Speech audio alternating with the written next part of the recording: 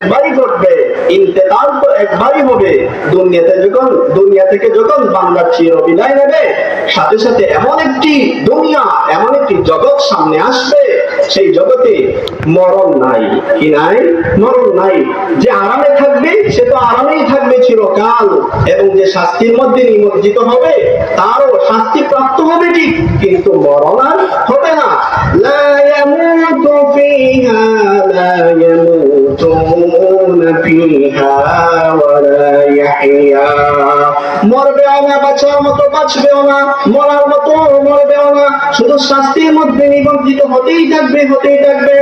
এমনকি জাহান্নামী যখন শাস্তির মধ্যে নিমজ্জিত হতে হতে কষ্ট পেতে পেতে নিরাশ হয়ে যাবে, বলবে ইয়া লাইতানি কুনতু তুরাবা, আফসোস যদি আমি মাটি হয়ে যেতাম, আফসোস যদি আমি মাটি হয়ে যেতাম, তাহলে তো আমি এখানে শেষ হয়ে যেতাম, শাস্তি আর কেউই পাবো না।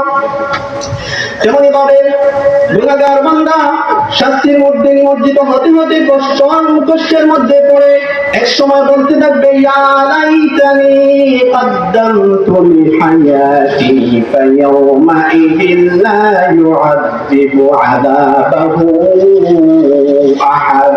আফসোস যদি দুনিয়ার জগতে আবারও ফিরে যেতে পারতাম। কখনো সম্ভব হয় দুনিয়ার জগতে ফিরে আসা? না। মাউতু কাসিন কুল্লু নাফসিন শারিবুন কবর বাইতিন কুল্লু নাফসিন দাখিলুন আলাইয়া সাকিনাল কসরিল মুআল্লা সাতুদফানু আন করিবিন বিতুরাবি। অতএব আমাদেরকে সবাই মৃত্যুর স্মরণ করতে হবে। আমরা সব সময় আল্লাহ তাআলাকে স্মরণ করব, পরকালকে সামনে রেখে গুনাহ থেকে বেঁচে থাকবো ইনশাআল্লাহ। থাকবো তো ইনশাআল্লাহ।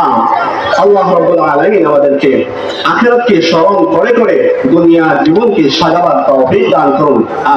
আমিন ওয়া আখিরু দাওয়ানা আলহামদুলিল্লাহি রাব্বিল আলামিন। আসসালামু